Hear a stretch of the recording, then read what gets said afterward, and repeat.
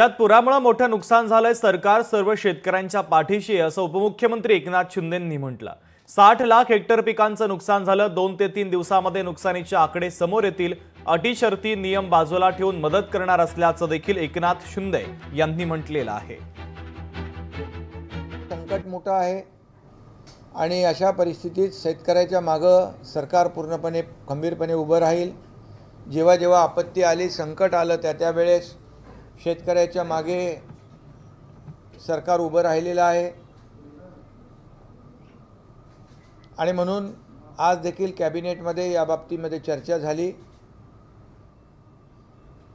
संकट मोठं आहे आणि त्याच दृष्टिकोनातून शेतकऱ्याला देखील मदत देताना सरकार हात आखडता घेणार नाही।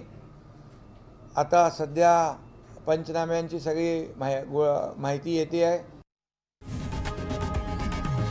लोकशाही मराठी ऐका, पहा, जागरूक रहा।